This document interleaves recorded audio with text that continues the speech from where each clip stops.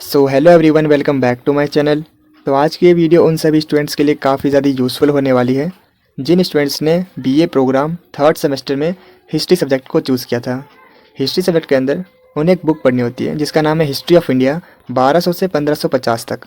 तो आज की इस वीडियो में जो यूनिट 5 है जिसका नाम है संस्कृति और धर्म, भक्ति कबीर और मीराबाई, सूफीवाद, चिश्ती और सोहरावर्दी, आज की इस वीडियो में यूनिट 5 के मोस्ट इंपॉर्टेंट क्वेश्चंस के बारे में डिस्कस करने वाले हैं। एंड इसके अलावा आज की इस वीडियो में हम जानेंगे हमें अपने आंसर्स को एग्जाम में किस तरह से प्रेजेंट करना चाहिए सो दैट हम अच्छा स्कोर कर सकें अपने एग्जाम में। एंड एज यू नो, हम अपनी वीडियो में आपको सिर्फ और सिर्फ इंपॉर्टेंट कंटेंट ही पढ़ाते हैं जो कि आपके एग्जाम के पॉइंट ऑफ व्यू से काफ़ी ज़्यादा इंपॉर्टेंट होते हैं, बेसिकली जिन टॉपिक से आपके एग्जाम में क्वेश्चन पूछे जाते हैं। तो बिना टाइम वेस्ट करते हुए हम बढ़ते हैं अपने वीडियो की तरफ। तो वीडियो में आगे बढ़ने से पहले अगर मैं आपको बताऊं इस यूनिट के अंदर आपको किन टॉपिक्स को अच्छे से कवर करना है सो दैट इस यूनिट से अगर आपके एग्जाम में क्वेश्चन पूछे जाते हैं तो आप उनका आंसर इजीली दे पाओ। तो इस यूनिट के अंदर आपको बेसिकली भक्ति और सूफी आंदोलन के बारे में पढ़ना है, कबीर और नानक की शिक्षाओं को अच्छे से कवर करना है। इसके अलावा मीरा और सोहरावर्दी और चिश्ती और सिलसिले, यानी जो आपका यूनिट का नाम है, इसी को आपको अच्छे से कवर अप करना है क्योंकि इसमें जो वर्ड्स लिखे हुए हैं हर एक वर्ड से आपके एग्जाम में क्वेश्चन पूछे जाते हैं। तो चलिए सबसे पहले बात कर लेते हैं इस बुक के सिलेबस के बारे में। तो इस बुक के सिलेबस के अंदर आपको टोटल 7 यूनिट्स कवर करनी है जिसके अंदर हम यूनिट 5 के बारे में डिस्कस करने वाले हैं आज की इस वीडियो में। तो चलिए अब हम बात कर लेते हैं अभी तक आपके एग्जाम में यूनिट 5 से किस किस टाइप से क्वेश्चन पूछे जाते हैं। तो देखिए, मैं आपको बताना चाहता हूँ यूनिट 5 से बेसिकली 4 या 5 टाइप के आपके एग्जाम में क्वेश्चन पूछे जाते हैं।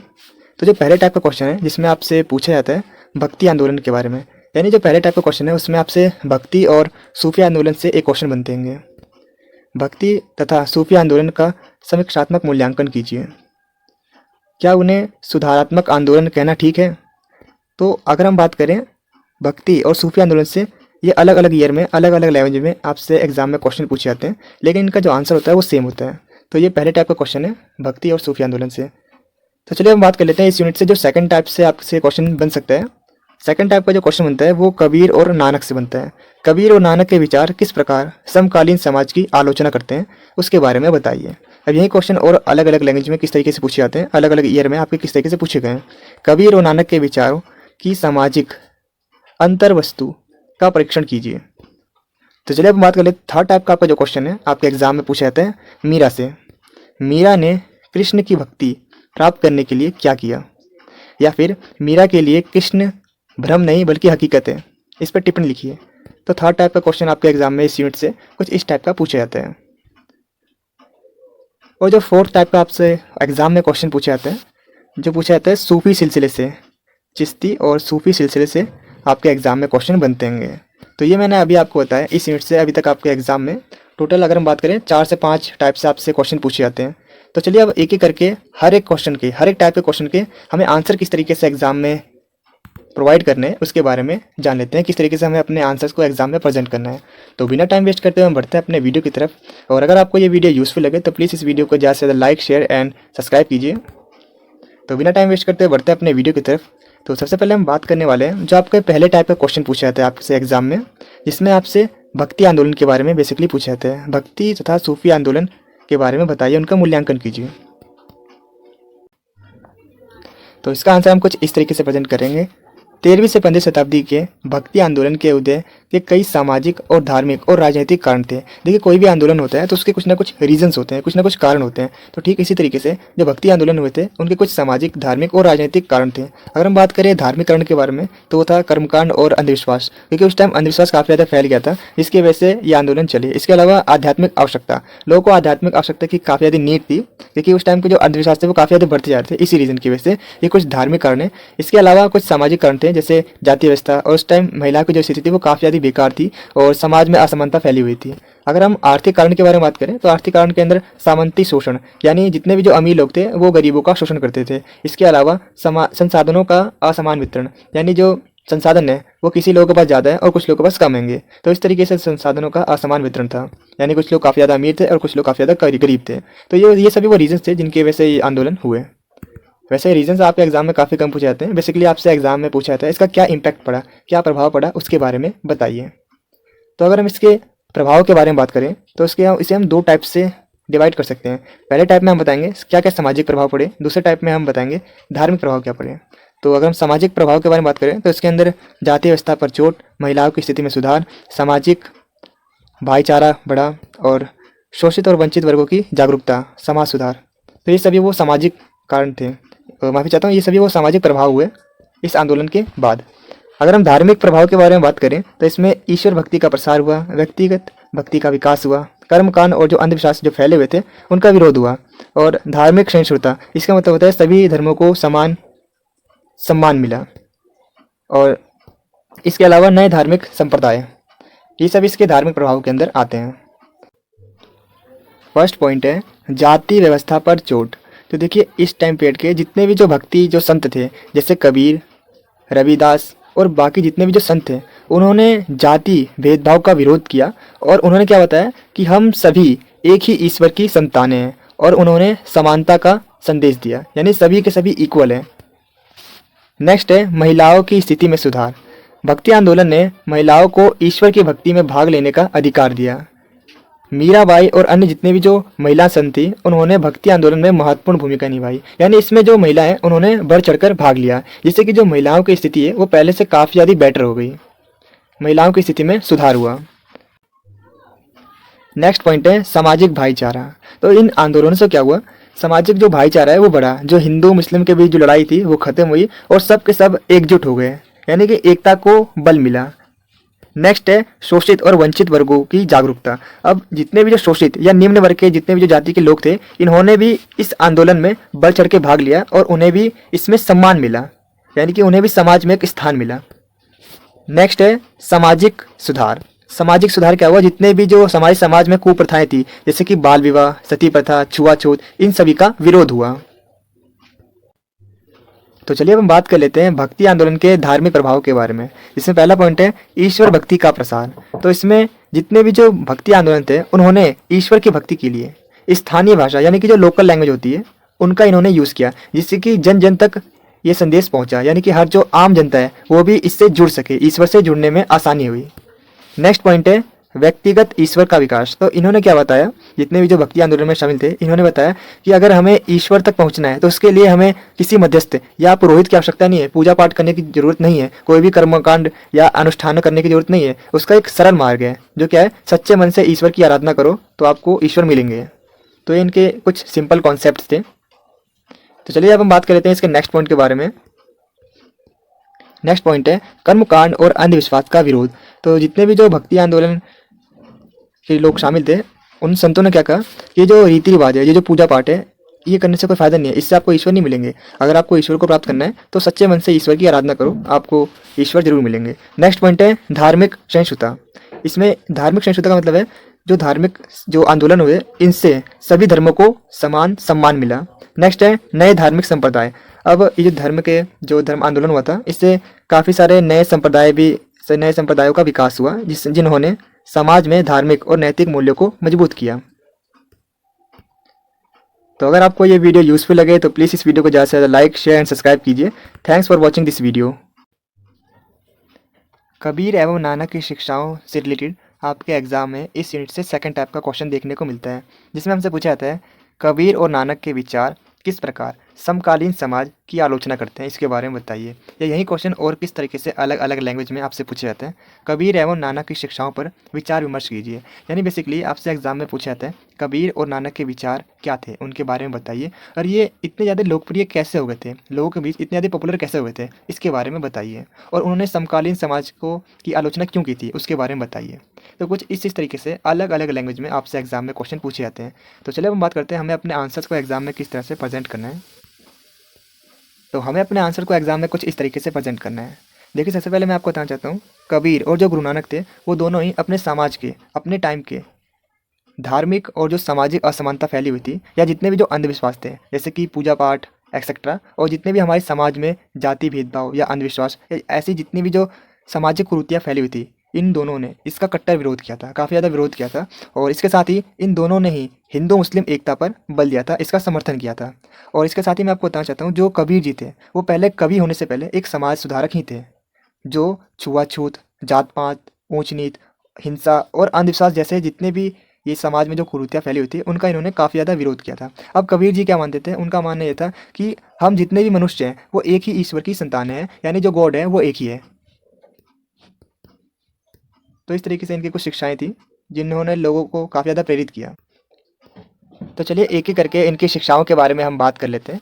पहला पॉइंट है एकेश्वरवाद पर बल। अब देखिए जो कबीर जी थे वो एकेश्वरवाद पर बल देते थे। अब इसका मतलब क्या है, कबीर जी कहते थे जो ईश्वर है वो एक ही है, उनके अलग अलग नाम हैं जैसे राम रहीम, लेकिन ईश्वर हमारा एक ही है। नेक्स्ट पॉइंट है कर्मकांड, आडंबर और जो पूजा पाठ है इन्होंने इसका काफ़ी ज़्यादा विरोध किया था। कबीर जी मूर्ति पूजा या तीर्थ यात्रा या जितने भी जो धार्मिक रीति रिवाज है उन्होंने इनको नकारा, और ये क्या कहते थे, अगर आप सच्चे मन से ईश्वर की आराधना करोगे, ध्यान करोगे तो ही आपको ईश्वर मिलेंगे, पूजा पाठ करने से ईश्वर नहीं मिलते।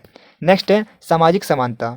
तो जो कबीर जी थे उन्होंने सामाजिक समानता को बढ़ावा दिया और जात पात, ऊंच नीच, ये जितने भी जो भेदभाव है इनका काफ़ी ज़्यादा इन्होंने विरोध किया था। और इन्होंने अपना एक दोहा दिया था जिसमें कहते हैं जाति न पूछो साथ की, पूछ लीजिए ज्ञान, यानी कि जो साधु है उससे उसकी जाति मत पूछो बल्कि उसके ज्ञान के बारे में पूछो। नेक्स्ट पॉइंट है धार्मिक सहिष्णुता। तो देखिए जो कबीर और जो गुरु नानक जी थे उन दोनों ने ही हिंदू और मुस्लिम दोनों ही धर्मों के जो रूढ़ी विचार थे उनका काफ़ी ज़्यादा विरोध किया था, क्योंकि उसके आधार पर, धर्म के आधार पर काफ़ी ज़्यादा भेदभाव करते थे और वो अपने धर्म को सर्वोच्च मानते थे और दूसरे के धर्म को नीचा मानते थे। तो उन्होंने क्या बताया, उन्होंने धार्मिक सहिष्णुता को अपनाने के लिए बताया। अब इसका क्या मतलब होता है, इसका मतलब होता है सभी धर्म एक समान है और हमें सभी धर्मों का सम्मान करना चाहिए।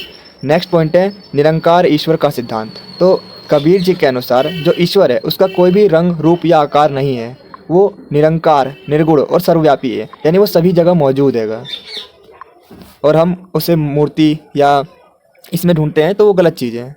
तो इसीलिए इन्होंने क्या कहा था कि जो ईश्वर है वो निरंकार है, उसका कोई आकार नहीं है, रंग नहीं है, रूप नहीं है और वो सभी जगह मौजूद है। अगर आपको ईश्वर का ध्यान करते हो तो आप ईश्वर को प्राप्त कर सकते हैं। नेक्स्ट है समानता और न्याय।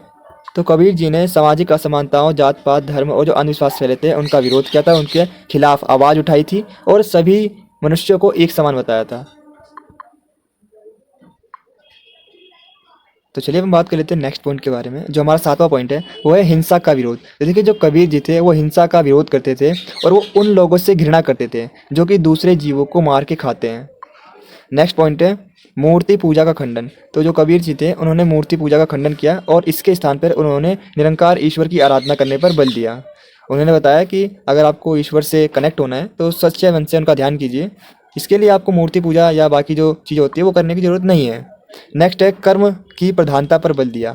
जो कबीर जी थे उन्होंने बताया अगर व्यक्ति को उसके धर्म या जाति के आधार पर कर्म को अधिक महत्वपूर्ण उन्होंने बताया कि अगर तुम्हें व्यक्ति का मूल्यांकन करना है तो उसकी जाति के आधार पर मत करो, उसके कर्म के आधार पर करो, क्योंकि जो व्यक्ति का कर्म होता है वही व्यक्ति को महान बनाता है।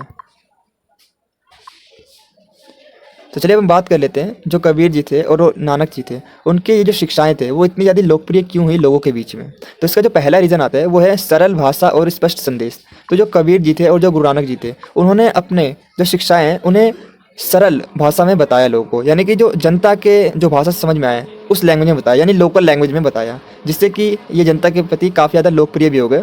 जनता ने इनकी जो शिक्षाएं हैं उनको काफ़ी ज़्यादा पसंद किया। नेक्स्ट है धर्म और जाति से परे विचार। उनकी शिक्षाएं सभी जाति, धर्म और वर्गों के लिए एक समान थी और वो समाज में फैले ऊंच नीच को खत्म करने का प्रयास कर रहे थे। नेक्स्ट है धार्मिक कट्टरता का विरोध। तो उन्होंने हिंदू मुस्लिम दोनों ही धर्मों का कट्टर विरोध किया था और जो उसमें धर्मों में जो अंधविश्वास फैले हुए थे उनको नकारा था। नेक्स्ट है समाज सुधार। तो उन्होंने शोषित वर्ग या फिर जो महिलाएं होती है उनको उनकी बराबरी की बात की कि वो भी एक समान ही है और उनको भी उतना ही अधिकार मिलना चाहिए जितना बाकी को मिलता है। तो ये सभी उनकी शिक्षाएं थी जो कि लोगों के बीच काफ़ी ज़्यादा पॉपुलर हुई, काफ़ी ज़्यादा लोकप्रिय हुई। तो आज इसी के साथ ये क्वेश्चन आपका खत्म होता है। तो चलिए अब हम बढ़ते हैं नेक्स्ट क्वेश्चन की ओर। तो चलिए हम बढ़ते हैं अपने अगले प्रश्न की ओर। नेक्स्ट जो आपका क्वेश्चन बनता है इस यूनिट से वो है सुहरावर्दी एवं चिश्ती सिलसिले। इस टॉपिक से आपके एग्जाम में क्वेश्चन देखने को मिलते हैं। तो देखिए मैं आपको बताना चाहता हूँ जिस तरीके से हिंदू धर्म में कुछ कुप्रथाएं थी, कुछ कुरीतियाँ थी, भेदभाव होते थे जाति के आधार पर, धर्म के आधार पर, तो इसी तरीके से इस्लाम धर्म में भी ऐसी प्रॉब्लम थी। तो जिस तरीके से हिंदू धर्म में जो हमारे संत थे, जो भक्ति आंदोलन जिन्होंने किया था, इसी तरीके से इस्लामिक धर्म में भी कुछ संत थे, चिश्ती संत थे और सुहरावर्ती, ये सब ग्रुप थे। देखिए मैं आपको बताना चाहता हूँ इसमें जो सिलसिले हैं इसका मतलब होता है ग्रुप। तो जिस तरीके से हिंदू धर्म में काफ़ी सारे ग्रुप आए थे भक्ति आंदोलन के लिए, ठीक इसी तरीके से इस्लाम धर्म में भी काफ़ी सारे जो संत थे वो आगे बढ़कर आए और जो इस्लाम धर्म की जो कुरीतियाँ थी, जो उसकी कमियाँ थी, उनको हटाया और सही चीज़ों को, सही मार्गदर्शन दिया लोगों को। तो इस टाइप से आपके एग्ज़ाम में क्वेश्चन पूछा जाता है। तो चलिए हम देखते हैं कि आपके एग्ज़ाम में किस किस टाइप से क्वेश्चन पूछे जाते हैं। भारत में सल्तनत काल के दौरान सूफ़ी सिलसिले क्या थे, इनके बारे में बताना है। और देखिए इसके इसके 4 पार्ट्स होते हैं अगर हम बात करें, लेकिन इनमें से बेसिकली 2 ही पार्ट्स के बारे में आपसे एग्ज़ाम में पूछा जाता है। पहला है सुहरावर्दी और दूसरा है चिश्ती सिलसिले। बेसिकली इन 2 ग्रुप के बारे में ही आपसे एग्ज़ाम में क्वेश्चन पूछे जाते हैं। अगर आप बाकी भी ईयर के जो आपके एग्ज़ाम में क्वेश्चन बने हैं इस यूनिट से चेक कर लेते हैं। सल्तनत काल में चिश्तियों ने जो सामाजिक एवं राजनीतिक भूमिका निभाई, यानी कि इनका क्या रोल था समाज और राजनीतिक को सुधारने के लिए, उसके बारे में विवरण दीजिए, उसके बारे में बताइए। दिल्ली सल्तनत काल के दौरान चिश्ती संतों पर एक संक्षिप्त निबंध लिखिए। तो इस टाइप से आपसे एग्जाम में क्वेश्चन पूछे जाते हैं। तो अगर आप इन सभी क्वेश्चन को पढ़ोगे तो आप एक कंक्लूजन पर पहुंचोगे कि इस क्वेश्चन के अंदर बेसिकली आपको सूफी सिलसिलों के बारे में बताना है। इसके अंदर भी जो 2 ग्रुप हैं इनके, सुहरावर्दी और चिश्ती सिलसिले, इनके बारे में ही मोस्टली एक्सप्लेन करना होता है आखिर ये क्या थे और इन्होंने सामाजिक और राजनीतिक जो हमारा समाज है उसमें अपनी क्या भूमिका निभाई, इसके बारे में बताइए। तो चलिए हम बढ़ते हैं अपने आंसर की ओर। हमें अपने आंसर्स को एग्जाम में किस तरह से प्रेजेंट करना है उसके बारे में चेक कर लेते हैं। तो देखिए जो सूफी आंदोलन था वो 13वीं से 15वीं शताब्दी में पूरे भारत में एक व्यापक रूप से फैलने लग गया, यानी इसका विकास काफ़ी तेज़ी से होने लगा। और सल्तनत काल में जो सूफी सिलसिले थे वो इस्लाम की रहस्यवादी परंपराओं को आगे बढ़ाने वाले समूह थे, जिन्होंने आध्यात्मिक और भाईचारे की भावना, प्रेम और गरीबों की सेवा पर संदेश दिया, यानी कि इसके बारे में बताया। और अगर जैसे कि मैंने आपको बताया था इसे हम 4 कैटेगरी में डिवाइड करते हैं। टोटल 4 ग्रुप थे ये, चिश्ती, सुहरावर्दी, कादरी और नक्शबंदी। लेकिन इनमें से बेसिकली इन दोनों के बारे में ही आपसे एग्जाम में पूछे जाते हैं। तो चलिए अब हम बढ़ते हैं आगे अपने आंसर की ओर। अगर आपको ये वीडियो यूज़फुल लगे तो इसे जल्दी से लाइक कीजिए, शेयर कीजिए एंड सब्सक्राइब कीजिए। तो चलिए सबसे पहले हम बात कर लेते हैं सुहरावर्दी सिलसिले की मुख्य विशेषताओं के बारे में। तो देखिए मैं आपको बताना चाहता हूँ, दिल्ली सल्तनत के समय जो सुहरावर्दी जो सिलसिले थे वो एक प्रभावशाली सूफी परंपरा थी और इसका जो मेन ऑब्जेक्टिव था वो था आध्यात्मिक ज्ञान, धार्मिक शिक्षाओं का प्रसार और समाज को सुधारना। इसकी विशेषताओं के अंदर एक एक करके डिटेल में समझ लेते हैं। पहला पॉइंट है सुहरावर्दी सिलसिले की स्थापना के बारे में। तो देखिए इसकी जो स्थापना थी वो इराक में थी और 12वीं शताब्दी में की गई थी और भारत में इसे शेख बहाउद्दीन जाकिया ने फैलाया था। नेक्स्ट हम बात कर लेते हैं इस्लामी कानून के बारे में। जैसे कि इसमें जो सुहरावर्दी जो संत थे उनका मानना था कि जो इस्लाम के जो कानून हैं उन्हें सख्ती से पालन करना चाहिए, इस पर वो बल देते थे। नेक्स्ट है शासक वर्ग से संबंध। शेख बहाउद्दीन ने सुल्तानों का समर्थन प्राप्त किया, यानी जितने भी उस टाइम के जो सुल्तान थे उनका समर्थन प्राप्त किया और जो सुल्तान थे वो उन्हें प्रोटेक्ट भी करते थे और जो इनका धर्म है उसका काफ़ी ज़्यादा पूरे भारत में प्रसार हुआ, क्योंकि जो सुल्तान है वो उन्हें प्रोटेक्ट कर रहे हैं तो इस तरीके से इनके धर्म का काफ़ी ज़्यादा प्रसार होना शुरू हो गया, पूरे भारत में फैलने लग गया। शासक वर्ग से जुड़कर और राज्य का संरक्षण मिला, इन्हें प्रोटेक्शन मिली और सुहरावर्दी सिलसिले के प्रसार और जो प्रचार है उसके लिए धन भी इन्हें मिलता था सुल्तानों से। तो इस तरीके से काफ़ी ज़्यादा पॉपुलर होने लगे हैं। तो चलिए हम बढ़ते हैं अपने नेक्स्ट पॉइंट की ओर। तो देखिए मैं आपको बेसिकली बताना चाहता हूँ, ये जितने भी आंसर होते हैं ना, जितने भी हमारे जो समाज सुधारक होते हैं वो बेसिकली क्या करते हैं, जो हमारे समाज में जो बुराइयाँ फैली हुई है, जो ऊंच नीच है, जो भेदभाव है, उसके खिलाफ ही आंदोलन करते हैं। तो ऑलमोस्ट सब में जो आंसर होते हैं ना वो लगभग सब में सेम होते हैं। तो अब हम बात कर लेते हैं धार्मिक सुधार के बारे में। तो देखिए इन्होंने क्या कहा, उन लोगों ने इस्लाम का जो मूल सिद्धांत है उसे पालन करने के लिए कहा और जितने भी जो इनके धर्म में भी जो अंधविश्वास फैले थे वो इनके खिलाफ थे। नेक्स्ट है शिक्षा का प्रचार। तो देखिए इन्होंने इस्लाम धर्म का प्रसार कैसे किया, सुहरावर्दी संतों ने मदरसों और धार्मिक केंद्रों के माध्यम से शिक्षा का प्रसार किया। कैसे किया, देखिए मदरसों मतलब होता है स्कूल और धार्मिक केंद्रों का इन्होंने निर्माण करवाया जिससे कि शिक्षा का प्रचार हो सके। नेक्स्ट है शासकों का प्रभाव। सुहरावर्दी संतों ने शासकों को नैतिक और धर्म के आधार पर शासन चलाने के लिए सलाह दिया कि जो सुल्तान है उन्हें इनको फॉलो करना चाहिए, नैतिक मूल्य को और धार्मिक आधार पर शासन को चलाना चाहिए। नेक्स्ट है सामाजिक स्थिरता। उन्होंने समाज में शांति और एकता बनाए रखने में महत्वपूर्ण भूमिका निभाई। नेक्स्ट है गरीबों की सेवाओं पर बल। तो ये क्या कहते हैं, जितने भी हमारे समाज से जो वंचित हैं और जो गरीब हैं उनको आगे लाने में काफ़ी ज़्यादा मदद की, गरीबों की सेवा करने में इनका महत्वपूर्ण योगदान था। तो चलिए अब हम बात कर लेते हैं इसके प्रभाव के बारे में कि क्या इम्पैक्ट पड़ा। तो देखिए जितने भी जो हिंदू थे उनको इस्लाम धर्म अपनाने के लिए इन्होंने प्रेरित किया। नेक्स्ट है, जैसे कि मैंने आपको बताया था, जितने भी ये जो सुहरावर्दी जो संत थे, इन्हें शासकों का समर्थन प्राप्त था, तो इसकी वजह से इस्लामीकरण काफ़ी तेजी से फैल गया, यानी कि इसका काफ़ी तेजी से विकास हुआ। नेक्स्ट है, सुहरावर्दी संतों ने शिक्षा, समाज सुधार और आध्यात्मिकता में काफ़ी इंपॉर्टेंट रोल अदा किया, काफ़ी ज़्यादा अपना योगदान दिया इसमें। और अगर हम इसके प्रभाव के बारे में बात करें तो देखिए, ये पश्चिम और उत्तरी भारत में काफ़ी तेजी से फैला, इसका इस एरिया में काफ़ी ज़्यादा वर्चस्व था।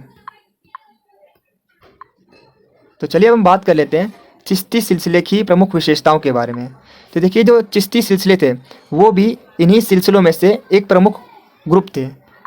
जो सिलसिले का मतलब मैंने आपको बताया था ग्रुप। तो देखिए, जैसे कि मैंने आपको बताया था, टोटल 4 ग्रुप थे। तो इनमें से जो सूफ़ी सिलसिले थे, जो चिश्ती सिलसिले थे, वो इन सूफ़ी सिलसिलों में एक प्रभावशाली सूफ़ी सिलसिले थे, यानी कि इनका भी काफ़ी ज़्यादा इंपॉर्टेंट रोल रहा था बेसिकली। तो चलिए हम बात कर लेते हैं इसकी स्थापना के बारे में। तो देखिए, इसकी जो स्थापना है वो ख्वाजा ने 12वीं शताब्दी में की थी, और इन्हें कई अलग अलग नामों से जाना जाता है, जैसे ख्वाजा गरीब नवाज। और अगर हम बात करें, इसका जो मुख्य केंद्र था वो अजमेर में था। तो चलिए हम बात करते हैं इसके प्रचार प्रसार के बारे में कि किस तरीके से ये आगे फैला। तो देखिए, शेख मुआइदीन चिश्ती के बाद आगे काफ़ी सारे जो संत आए, महान संत आए, जैसे बख्तियार काकी, इन्होंने दिल्ली में इसका प्रचार प्रसार किया, और शेख निजामुद्दीन औलिया, इन्होंने भी दिल्ली में इसका प्रसार किया, और बाबा फरीद, इन्होंने पंजाब में इसका काफ़ी तेज़ी से प्रचार प्रसार किया। तो ये जो महान संत थे जिन्होंने इस्लाम धर्म की जो विशेषता है, वो माफ़ी चाहता हूँ, जो चिश्ती सिलसिले की जो प्रमुख विशेषता है उसके अंदर इनका एक इम्पोर्टेंट रोल आता था। इन्होंने इसका काफ़ी तेज़ी से आगे प्रचार प्रसार किया। तो चलिए अब हम बात कर लेते हैं इनकी भूमिका के बारे में कि इन्होंने समाज में अपनी क्या भूमिका अदा की। तो देखिए, इन्होंने भी सेम उसी तरीके से जैसे सुहरावर्दी जो सिलसिला था, उन्होंने भी भाईचारे पर बल दिया, ठीक इसी तरीके से इन्होंने भी आध्यात्मिकता और भाईचारे पर बल दिया, और इन्होंने भी गरीब की सेवा पर बल दिया। देखिए, ऑलमोस्ट सबके जो ऑब्जेक्टिव होते हैं वो सेम ही होते हैं, तो लगभग लगभग जो आंसर होगा वो सेम ही होगा सर। तो नेक्स्ट पॉइंट है धार्मिक सहिष्णुता पर बल दिया। तो देखिए, इनका ही मानना था कि जो सभी धर्म हैं वो एक बराबर है, और इन्हें एकता पर बल दिया। नेक्स्ट है स्थानीय भाषा का प्रयोग। तो देखिए, इन्होंने क्या किया, लोकल लैंग्वेज का यूज़ किया, जिससे कि जो आम जनता है वो भी इनसे आकर्षित हो। तो इस तरीके से इनका जो प्रचार प्रसार है वो काफ़ी तेज़ी से फैलने लगा, क्योंकि जो लिखते थे इनकी जो स्थानीय भाषा का उपयोग करते थे, लोकल लैंग्वेज का यूज़ करते थे। नेक्स्ट है सामाजिक एकता पर बल। तो जैसे कि मैंने आपको बताया था, इन्होंने सभी धर्म को एक समान माना था और सभी को एकता पर बल दिया था कि यूनिटी इज़ डाइवर्सिटी, जैसे कि आपको पता ही होगा। तो इन्होंने एकता पर बल देने काफ़ी ज़्यादा बल दिया, और बताया अगर हम एकजुट होकर रहें तो ही हम आगे काफ़ी तरक्की कर सकते हैं बेसिकली। तो चलिए हम बात कर लेते हैं चिश्तियों की राजनीतिक भूमिका के बारे में। तो देखिए, जिस तरीके से सुहरावर्दी, उन्होंने क्या किया था, राजनीतिक जितने भी जो शासक थे, जितने भी जो सुल्तान थे, उनका समर्थन लिया था, लेकिन इन्होंने उसका उल्टा किया, राजनीति से इन्होंने दूरी बना ली। चिश्ती संतों ने शासकों और दरबार की राजनीति से दूर रहकर ही लोगों में काफ़ी ज़्यादा लोकप्रियता प्राप्त की। नेक्स्ट है शांति का संदेश। तो ये क्या कहते थे कि जो सभी धर्म हैं वो एक समान है। इन्होंने धार्मिक सहिष्णुता को अपनाया और अपनाने की सलाह दी। नेक्स्ट है सामाजिक स्थिरता। तो इन्होंने शांति बनाए रखने में काफ़ी ज़्यादा इंपॉर्टेंट भूमिका निभाई, और अपने संदेशों से इन्होंने धार्मिक और जातीय विवादों को कम करने में अपना महत्वपूर्ण योगदान दिया। तो आज की वीडियो इधर ही एंड होती है। अगर आपको ये वीडियो यूज़फुल लगे तो प्लीज़ इस वीडियो को ज़्यादा से ज़्यादा शेयर कीजिए। Thanks for watching this video.